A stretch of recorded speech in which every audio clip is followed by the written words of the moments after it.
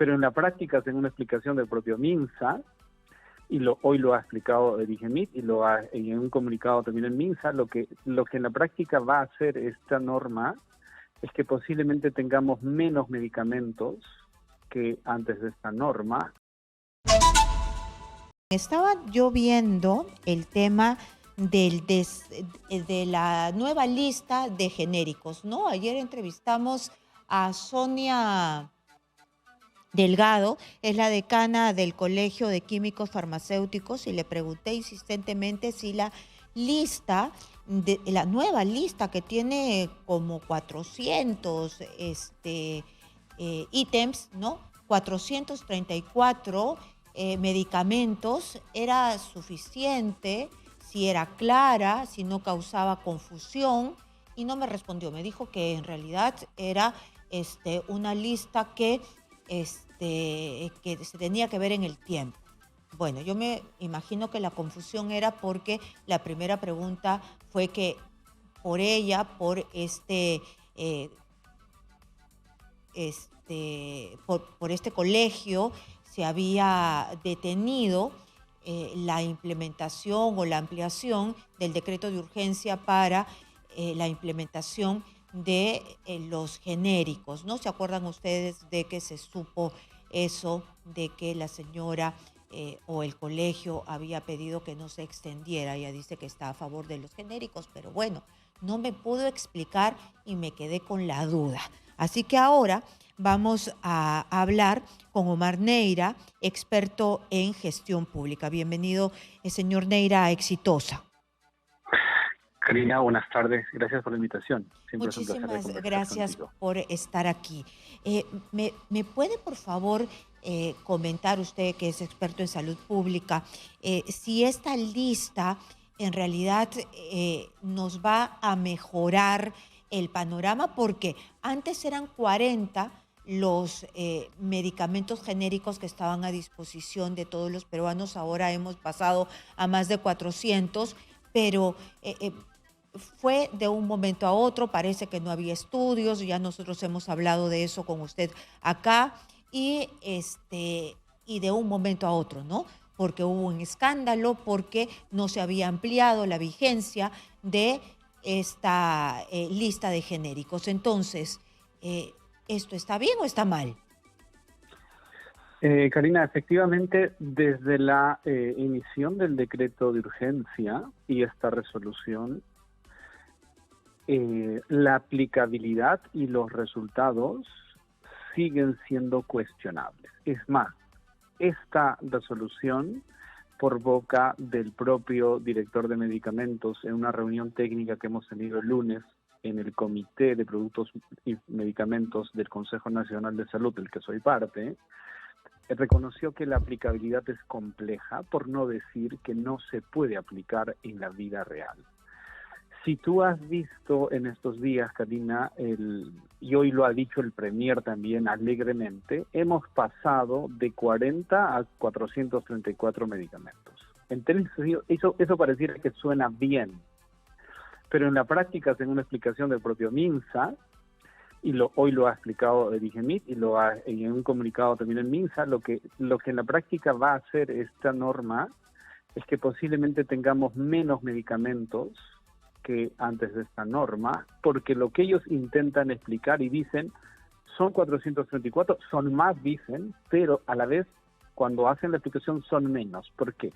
Porque ellos dicen que no tienes que garantizar los 434, así lo están expresando. Entonces la pregunta es, perdón, ¿para qué sacas una lista si no vas a garantizar los 434? No, dice, solo vas a garantizar el 30% del medicamento de marca que decida vender una farmacia.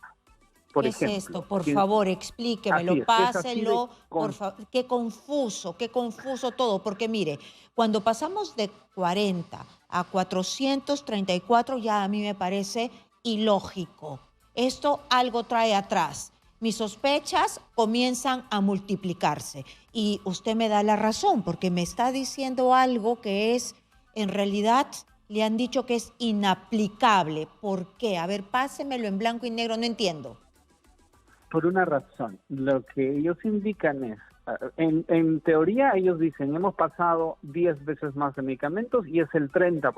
Eso es la foto titular grande del MINSA. Sí. Pero cuando haces el análisis, la aplicación y la explicación de ellos mismos, dicen, pero no, basta o solo se va a requerir el 30% del medicamento de marca que tú tengas, le dice la farmacia, que tú decidas vender, y le sacamos el promedio al mes y eso nomás te voy a exigir. Un ratito. Entonces, ¿qué dice? Aquí, por favor, del medicamento de marca. ¿Qué quiere decir del medicamento de marca?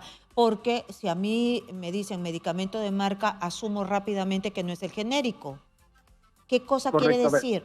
Lo que están intentando ellos solucionar una norma que no tiene mucho sentido de aplicación es lo siguiente. Como no es posible exigir 434 medicamentos en forma obligatoria, ¿sí? Porque eso no se va a dar en la práctica, porque muchos de estos medicamentos, por ejemplo, si yo se lo precisé directamente, le dije el fentanilo, le dije. El fentanilo no puedes exigir en todas las farmacias y boticas porque no es de uso masivo, es un uso muy restringido que hoy es un problema de salud pública en Estados Unidos, el fentanilo, por el uso indiscriminado. Entonces, es digo, una droga, ¿no? Así es. ¿Cómo vas a exigir que tú vendas fentanilo en todas las farmacias y boticas si no lo sancionas? No, es que no va a ser, dijo. ¿Y está en la lista? Sí, está en la lista. Entonces, dijo, esta fue la explicación, solo va a ser si el fentanilo está frente a un hospital donde se usa fentanilo, por ejemplo, como el INEM para el manejo del dolor. Entonces, primer punto. ¿Qué? ¿Pero cómo se hace eso? Así es. La ineptitud y ineficiencia del Estado de no darle fentanilo en ese hospital donde están obligados a darlo, se lo van a trasladar para que el privado al frente lo tenga. Pero entonces le dije, ¿y los demás? No, los demás no están obligados. Entonces le dije, en la práctica, si hay una botica que no tiene obligación de tener los 404, no va a tener ningún genérico. No, me dijo, va a funcionar así. Si yo decido vender el fentanilo de marca, estoy obligado a tener el 30% en genérico. Si yo decido vender la amoxicilina de marca, ahí recién me obligan al genérico. Entonces, ¿cuál es el problema? Yo le llamo el efecto cobra, es el efecto cobra contraproducente, es que las farmacias que no van a poder implementar, sobre todo las pequeñas, aquellas que son únicas, que son más de 8 o 9 mil, van a dejar de vender medicamentos de calidad porque no van a poder compensar con los genéricos. Y detengámonos ahí. De estos 434 medicamentos, es decir, si es que tú vendes el de marca, puedes vender el genérico. Si es que no vendes el de marca, no vendes el genérico. ¿Esta es la gran solución que nos han dado? Está en un tuit del ministerio y hoy lo ha explicado en otra emisora el director de DGMIT y a nosotros en el grupo técnico del Consejo Nacional de Salud, así nos los ha dicho. Por lo tanto, esta norma va a resultar contraproducente al país porque tú como paciente vas a ir y vas a decir, yo quiero el diclofenaco. Y él va a decir, yo no estoy obligado porque el diclofenaco de marca no lo vendo. Claro, y no lo tengo y tú lo necesitas, o una amoxicilina. Entonces tú, que siempre lo encontrabas en la puerta de tu casa o en la esquina de tu casa porque tienes una farmacia, entonces ahora esa farmacia no tiene el de marca, entonces no está obligado a tener el genérico. Punto. Efectivamente. Y entonces por más que tú digas, tráigame el libro de reclamaciones, aquí yo me quiero quejar, yo hago un escándalo, entonces no, porque yo no tengo el de marca. Nadie me va a multar. Es correcto. Pero no solo eso. Las farmacias van a decidir vender menos medicamentos, menos moléculas, para poder no cumplir esto y llevar su negocio en otro sentido, porque tienen derecho, es el sector privado y decide cómo manejar su negocio. Entonces dice, es decir, entonces, yo dejo de venderlo más barato. Así es. Finalmente, las farmacias van a tener que decidir cómo va su proceso. Y como el abastecimiento de los farmacéuticos es mucho más complejo, no es vender papas ni camotes, va a resultar ser contraproducente porque vamos a tener, si se aplica adecuadamente esta norma así mal hecha, menos medicamentos en el mercado porque las farmacias no van a ser capaces de implementar. O implementan todas, porque ellos están haciendo entender que son 424, con lo cual materialmente es imposible para una farmacia pequeña, que son miles, y luego para la fiscalización, porque luego van a ir, son 10.000 farmacias, ¿cuántos funcionarios vamos a tener que contratar para hacer esa inspección? ¿Cuánto demora inspeccionar 434 moléculas en una farmacia en el día a día? Es inaplicable, es un engañamuchachos, es populista, no es técnico, no tienen idea de cómo solucionar el problema de abastecimiento de medicamentos de calidad y calidad genéricos en este país. De acuerdo. Esto es un decreto de urgencia que ha salido hasta julio.